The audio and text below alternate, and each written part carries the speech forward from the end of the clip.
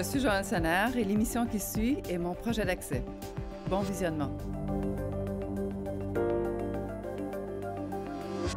Aujourd'hui, à Ça marche doc, comment le verdissement de nos villes aide les enfants atteints de TDAH, les coûts pour la société de nos mauvais choix en aménagement urbain et verdir les cours d'école pour la santé de nos enfants.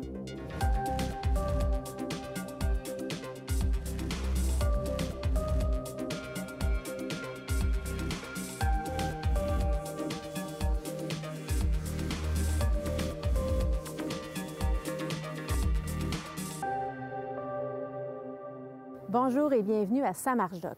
Aujourd'hui, nous parlons du trouble du déficit de l'attention avec ou sans hyperactivité, les fameux TDA ou TDAH. Au Québec, on estime qu'environ 8 des enfants et 4 des adultes souffrent de TDAH. Et pour soigner ces gens, souvent notre premier réflexe nous amène vers la médication. Pourtant, il existe des solutions toutes simples comme l'aménagement de nos quartiers et de nos écoles pour nous aider à soigner ces enfants. Comment c'est possible? J'en ai parlé avec la docteure Andréane Dussault.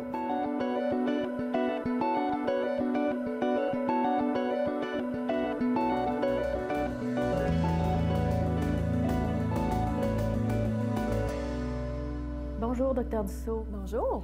On a l'impression que les troubles du déficit de l'attention avec ou sans hyperactivité, les TDAH, sont de plus en plus présents dans nos écoles, mais aussi dans la population adulte. Pourquoi?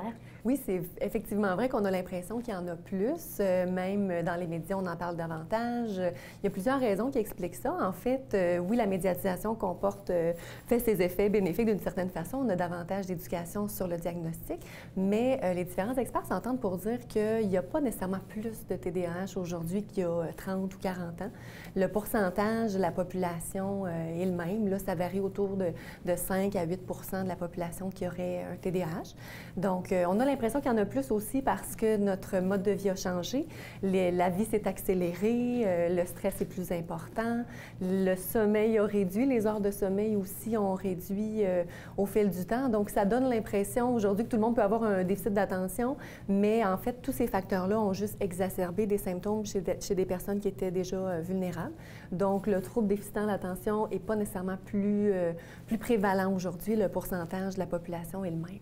Est-ce que c'est parce qu'aussi on diagnostique plus, qu'on fait plus de recherches, qu'on faisait peut-être pas nécessairement avant? Oui, en fait, au niveau des études, même au niveau du diagnostic comme tel, les professionnels de la santé sont plus outillés pour faire le diagnostic. On a des critères diagnostiques pour nous aider. Il y a aussi le fait que c'est mieux compris aussi comme pathologie. Donc, ça permet justement de mieux l'identifier puis de mieux le traiter aussi dans son approche globale. Qu'est-ce que c'est le TDAH? Le TDAH, en fait, c'est vraiment un trouble neurodéveloppemental. C'est un continuum. Généralement, on parle d'un retard de développement du cerveau d'à peu près 3 à 5 ans.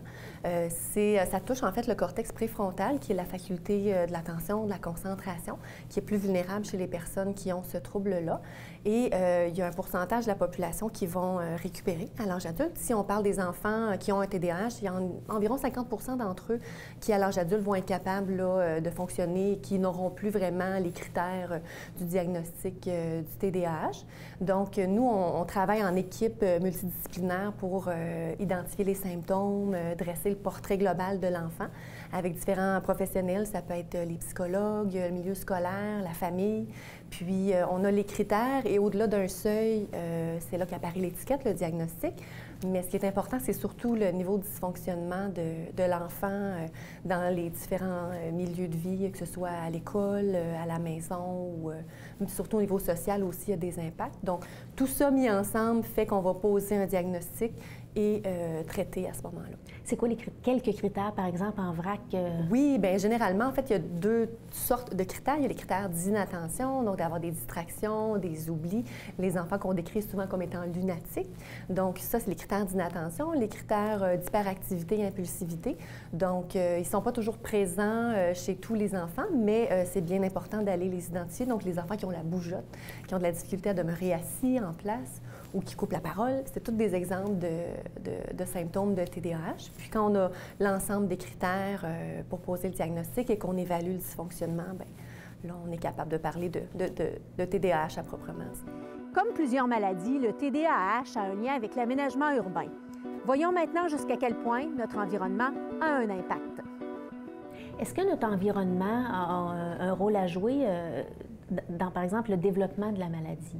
Oui, même, en fait, on regarde au niveau de l'environnement comme tel, si on regarde les problèmes de santé mentale en général, il y a un facteur qui est en cause parce que les études sur les jumeaux nous ont aidés. On sait qu'il y a beaucoup d'hérédité, il y a de la génétique dans le TDAH, mais il y a tous les facteurs socio-économiques, les facteurs environnementaux. Même de plus en plus d'études tendent à soutenir l'hypothèse des polluants atmosphériques sur le développement du cerveau des enfants. Donc ça, c'est une piste qui est intéressante pour expliquer le TDAH. Mais il y a aussi l'environnement, mais dans le traitement aussi, fait que ça peut être intéressant de travailler en prévention puis de voir comment on peut travailler en amont des diagnostics. Puis même, une fois qu'on a le diagnostic comme tel, on peut collaborer avec l'environnement pour soutenir les gens qui sont atteints du TDAH. Comment on peut faire ça? En fait, bien, généralement, c'est l'environnement quand on parle d'espaces verts. Donc, c'est vraiment, que ce soit des parcs, des jardins communautaires ou même des boisés, d'être dans un milieu naturel proche du domicile. Donc, ça facilite les déplacements dans les espaces verts. Puis, ça peut aider énormément sur la faculté d'attention. On parle vraiment de l'avantage vert. Stéphane Kaplan, qui est un spécialiste en psychologie environnementale, a bien démontré ce qu'on appelle l'avantage vert. Donc, c'est pas au-delà c'est pas nécessairement le fait d'être dehors, c'est vraiment le fait d'être dans un milieu naturel qui nous aide pour restaurer la faculté d'attention, de concentration. Donc, voilà. Est-ce qu'on pourrait dire, par exemple, que c'est pas... parce qu'on va dans des parcs, les enfants vont bouger. Est-ce que c'est pas ça qui fait que ça a un effet ou c'est vraiment... Vous êtes en train de me dire que c'est vraiment l'aspect vert qui peut avoir un impact? C'est prouvé, ça? Oui, bien en fait, c'est ça. Il y a vraiment... oui, le fait d'aller dans un espace naturel, de bouger, de faire de l'activité physique, ça fait partie des... Il y a des impacts qui sont là pour le TDAH, mais oui, l'espace vert, il y a l'avantage vert qui est présent aussi. Puis pas seulement sur le fait de restaurer notre attention, notre concentration. Parce qu'on sait tout le monde, c'est une faculté qui s'épuise, donc on a besoin souvent de prendre une pause, récupérer. Mais le fait d'être dans un milieu, un espace vert, ça permet cette restauration-là. Et il y a aussi un impact sur l'hyperactivité, l'impulsivité. Donc, il y a différentes études qui avaient été faites pour démontrer que faire des activités, que ce soit dans un milieu intérieur ou dans un milieu plus urbain et comparé à un milieu naturel, vert, bien là, on s'est rendu compte que dans un espace vert, il y avait un impact un peu plus important, ce qui est intéressant pour verdir un petit peu nos espaces de vie. Est-ce que, par exemple, dans le traitement, ça peut aussi avoir un effet? Si, par exemple, un jeune enfant qui est TDAH, est-ce que ça peut l'aider, en fait? Oui, ça peut l'aider énormément. Puis même, on recommande d'avoir des promenades au moins 20 minutes dans un espace naturel avec les enfants à tous les jours. Ça peut avoir un impact qui est comparable à peu de choses près à l'effet maximal du Ritalin, qui est une médication qui est souvent prescrite. Donc, c'est certain que ça ne peut pas nécessairement toujours remplacer la médication, mais si on constate un impact qui est bénéfique, bien, peut-être qu'on peut réduire un petit peu le dosage de la médication, puisqu'on sait qu'il y a des effets secondaires. Et ça fait partie d'une approche qui est globale. Donc, on peut juste aider les enfants qui ont un TDAH en faisant ça. Donc, construire nos villes, par exemple, près des écoles, avoir plus de parcs, de verdure, de verdissement, ça peut être une partie de la solution. En fait, au moins, ça peut aider. Oui, effectivement. Puis, on le sait aussi que dans le milieu de vie de l'enfant, il y a un impact aussi. Donc, oui, plus on est proche de l'enfant, mieux c'est pour son développement. Si vous aviez une prescription à faire, par exemple, un enfant TDAH à ses parents, qu'est-ce que vous feriez? Ce serait quoi la prescription? Oui, bien, ce serait vraiment une promenade à tous les jours, idéalement. Ça peut être des choses très simples, comme d'aller dans le jardin ou les jardins communautaires, un boisé. Donc, prévoir des moments de jeu à l'extérieur, idéalement d'environ 20 minutes, où on est capable d'être dans un milieu naturel. Sinon, bien, ça peut être aussi de faire les devoirs près d'une fenêtre où on a une vue sur des arbres. Donc, ça peut soutenir les enfants qui ont un TDAH. Puis, on peut comme ça prévoir un traitement global qui soutient aussi la médication, puis la bonne hygiène de vie avec le sommeil, l'alimentation, puis l'activité physique. Donc, c'est vraiment un traitement global, mais c'est souvent un aspect du traitement qui n'est peut-être pas assez mentionné aussi. Puis même l'hiver, si on a une fenêtre devant un sapin, ça peut être intéressant. Oui, ça peut faire l'affaire aussi. Merci, Dr. Dussault. Merci.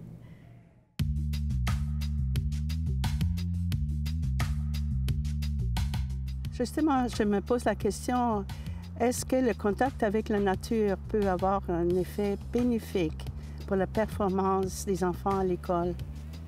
Oui, c'est un aspect qui est très intéressant au niveau de la performance scolaire. Il y a différentes études qui ont démontré que le fait d'être dans une école où la cafétéria donne une vue sur des arbres ou encore les classes donnent également, avec une bonne fenestration, une vue sur un milieu naturel, ça peut augmenter la réussite scolaire, le taux de graduation, puis même les comportements négatifs en classe.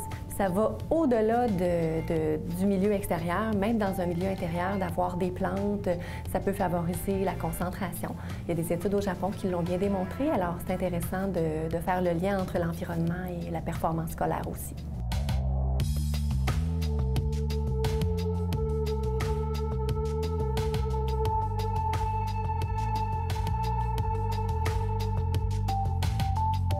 Les habitués de Samarge-Doc le savent déjà. De nombreuses études ont déjà démontré que nos mauvais choix en aménagement urbain causent certaines maladies. Or, ces maladies ont un coût. Combien coûtent-elles à la société québécoise? Actuellement, aucune étude globale n'a été réalisée. Mais ce qu'on sait déjà et ce qu'on sait à la lumière de ce qui se passe ailleurs dans le monde, c'est que c'est plusieurs milliards de dollars. À ce propos, j'ai rencontré Jean-Pierre Evray, économiste.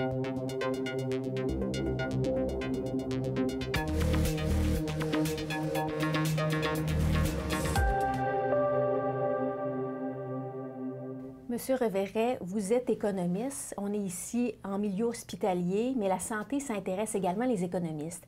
Expliquez-moi, l'INSPQ vous a donné le mandat de produire un rapport sur la valeur économique des effets sur la santé de la nature en ville. Ma première question, j'aurais envie de vous poser, comment nos choix en aménagement urbain ont un impact sur notre santé? Alors, il y a effectivement un certain nombre de choix qui ont été faits au fil des décennies en aménagement urbain, comme par exemple la priorité à la voiture. Depuis les années 60, on vit dans un monde où la voiture est priorisée sur tout le reste, dans l'occupation de la ville. Et ça, c'est un exemple assez typique de problèmes négatifs qui sont générés par cette dimension-là.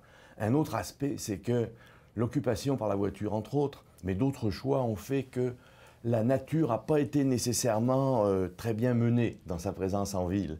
Et on se trouve avec ce qu'on pourrait appeler des fois des déficits de nature, si vous voulez. Mais ce qu'on sait de mieux en mieux aussi, c'est qu'il y a des effets positifs de la nature en ville parce qu'elle vient contribuer à améliorer nos conditions de santé, nos conditions de vie. Et c'est sur ce thème-là que porte le rapport en question. Est-ce qu'on est capable de chiffrer justement en quoi nos mauvais choix, comment nos mauvais choix ont un impact sur, par exemple, le budget de la santé? Est-ce qu'on est capable de faire ça? Alors, la première chose qu'il faut savoir dans ces cas-là, c'est il faut bien comprendre qu'il y a des relations. Quel type de relation il y a entre la nature et la santé? Ben, on va en nommer quelques-unes pour l'illustrer. Les arbres, ça capte de la pollution en ville. Moins il y a de pollution parce que les arbres l'ont capté, moins il y a de maladies qui vont être induites par la pollution en question. D'accord? Donc là, vous voyez bien qu'il y a un lien. Donc on va trouver des liens comme ça. Le fait de se promener dans un parc, sans même prendre un vocabulaire médical, ça fait du bien. Mais ce bien que ça fait, il va plus loin que juste dire « Ah tiens, c'est agréable de se promener dans un parc ». Donc ça, c'est le point de départ.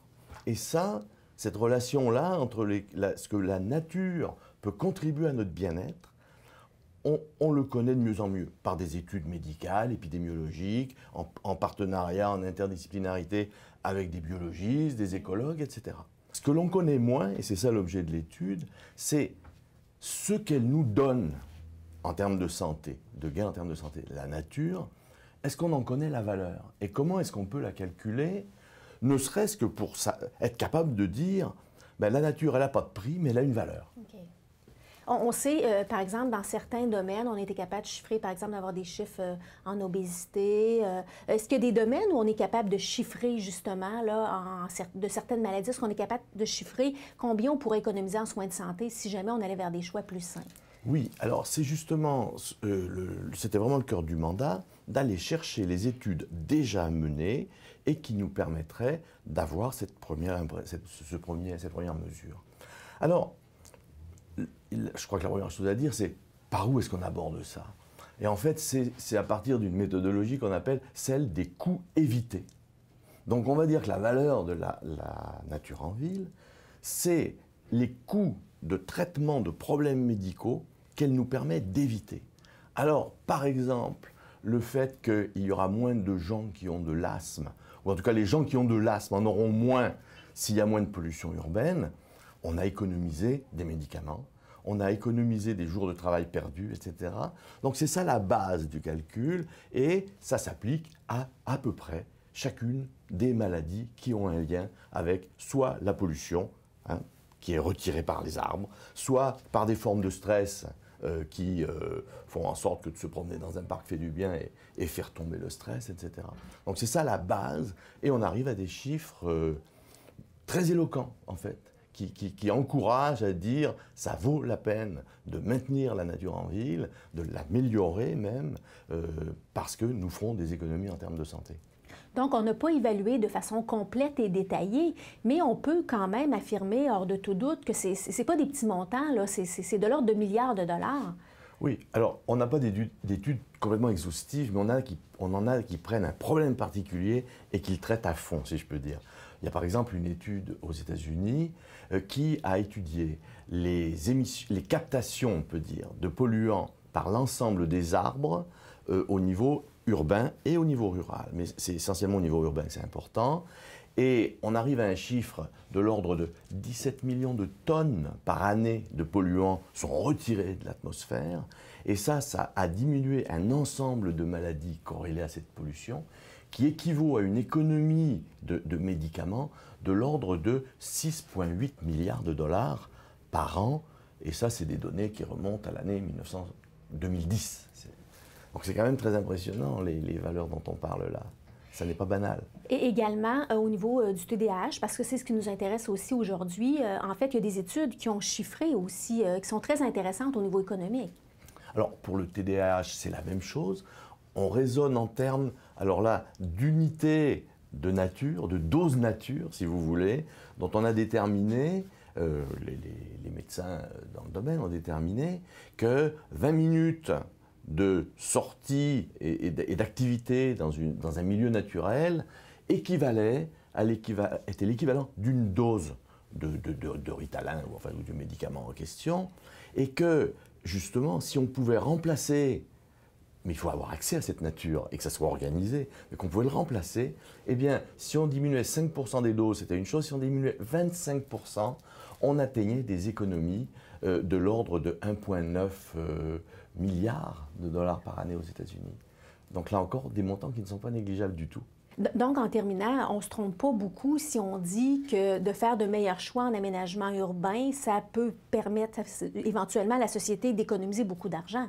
Absolument. Alors, il n'y a pas de passage d'un budget à l'autre. Hein. On se comprend bien, planter des arbres, ce n'est pas le budget de la santé. Mais en même temps, planter des arbres et bien les gérer, qui sont essentiellement au niveau municipal, ça a des effets positifs sur la santé et ça a des effets positifs sur les dépenses médicales. Donc à moyen terme et à long terme, c'est sans aucun doute un très bon investissement parce que ça, au-delà de tout ça, ça a aussi des effets sur les changements climatiques que ça va pouvoir contribuer à contrecarrer. Donc c'est vraiment quelque chose de gagnant. Merci infiniment. Merci beaucoup. Merci. Merci à vous.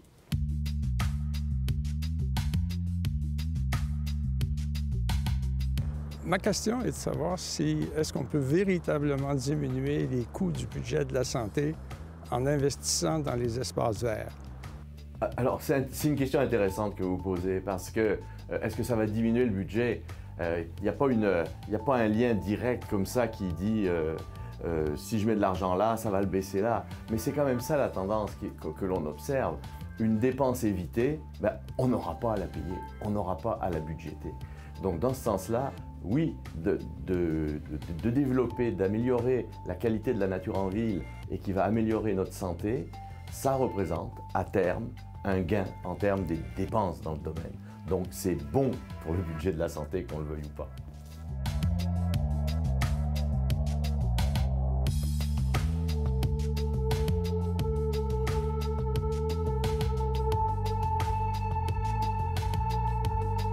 Les projets de verdissement de cours d'école se sont multipliés au cours des dernières années. Et bien que les enfants y passent des centaines d'heures, ces cours d'école sont encore de grandes surfaces asphaltées qui ont des répercussions en matière de santé. On parle d'îlots de chaleur, mais aussi de mauvaise qualité de l'air. Heureusement, les acteurs du domaine scolaire sont de plus en plus interpellés.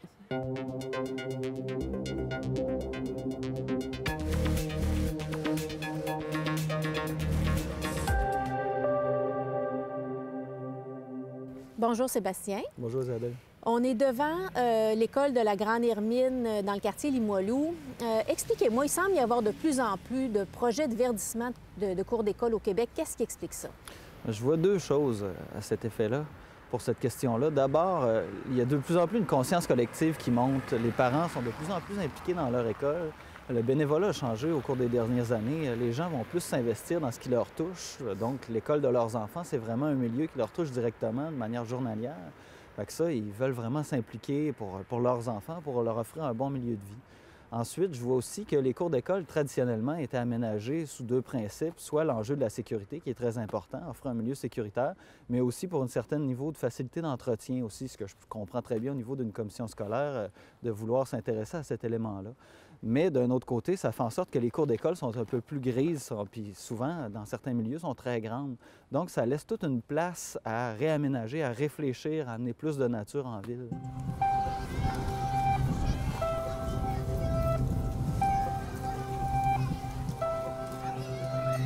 Ce que je vois qui est très important, la manière de le voir, c'est avoir une bonne analyse du site puis de son milieu. C'est pas tout d'amener des bacs à fleurs puis d'améliorer, amener des végétaux. Il faut aussi avoir une bonne analyse sur qu'est-ce qu'est le site comme tel. Fait que c'est quoi les enjeux environnementaux? Après ça, c'est quoi les usages du site puis de son milieu? Fait que ça, c'est un élément qui est très important. Puis ça, d'ailleurs, il y a beaucoup de projets de verdissement. J'invite les comités de parents dans différentes écoles à questionner les gens qui les accompagnent. Comment pensez-vous qu'on va améliorer, qu'on va réduire l'effet d'îlot de chaleur? Fait que ça, c'est un des éléments qu'il faut vraiment avoir un verdissement qui est intégré aux réalités du site. Il y a les réalités aussi qui ont changé, c'est-à-dire que les enfants viennent moins à l'école à pied. Il y a tout le facteur aussi d'aménager ça pour le plaisir de ces enfants-là. Effectivement. Puis ça, les écoles, tu sais, ici, on est dans un milieu urbain très dense. Donc, il y a plus d'enfants qui viennent à pied avec les parents. Là. Moi, mes enfants sont ici. Des fois, il y a un bouchon de circulation de poussettes en avant. Mais il y a d'autres écoles dans des milieux où le tissu urbain est plus relâché, que ce soit dans des banlieues plus éloignées, où là, effectivement, il y a beaucoup de déplacements automobiles autour des écoles. Fait que ça, il faut réfléchir à aménager une cour d'école, mais en fonction aussi de l'organisation spatiale autour. Fait que ça, c'est peut-être un grand mot, là, mais simplement dire comment les bâtiments sont organisés, c'est quoi les axes de circulation autour, puis les modes de déplacement. On peut peut-être aller faire un tour derrière pour voir la cour d'école, puis on va voir aussi qu'il y a des éléments qui sont à considérer, même l'hiver. Même l'hiver. On y va. Merci.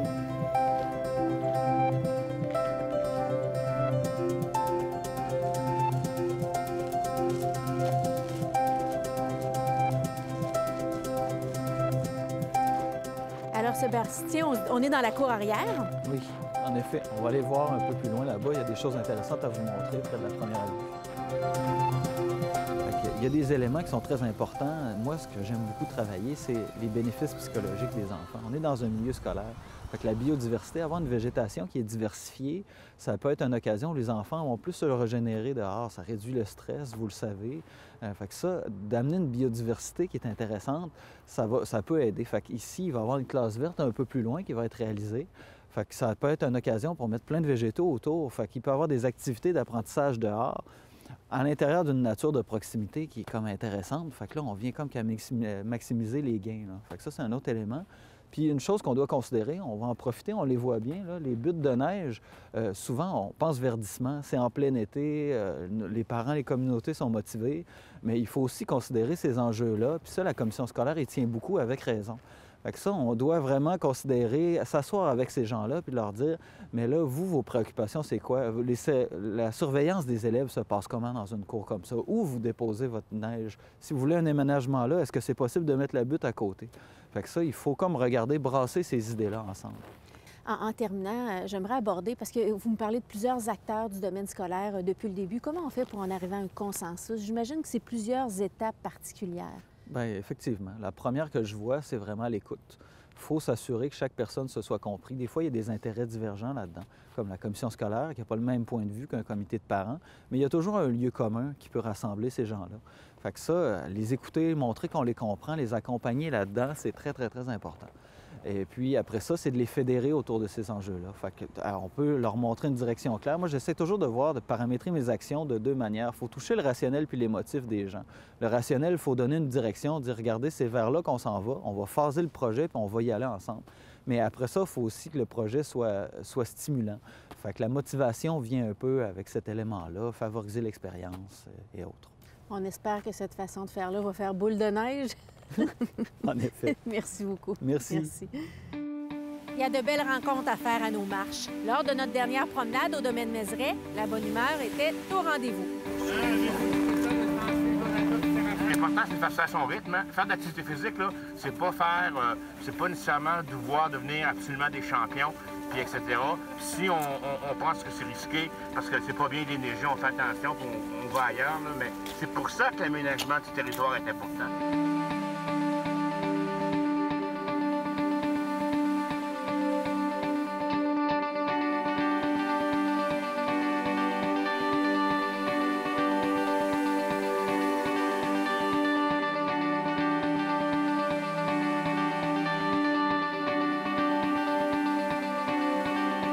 Avec des cours d'école plus vertes et de grands parcs boisés, non seulement on se fait du bien, mais aussi on donne un coup de pouce à nos enfants qui souffrent de TDAH. En terminant, Dr Dussault, est-ce que le ministère de l'Éducation devrait inclure davantage de verdissement dans sa prochaine réflexion sur l'avenir des écoles? Oui, effectivement, ce serait vraiment intéressant d'en faire une priorité gouvernementale, mais de société aussi, pour inciter nos jeunes, nos enfants à aller à l'extérieur, à être exposés à des milieux naturels, pour les aider, les inciter à réduire leur niveau d'anxiété et de stress. On sait qu'aujourd'hui, le niveau de stress est de plus en plus élevé. On fait face à des taux d'anxiété de performance dans les écoles sans précédent.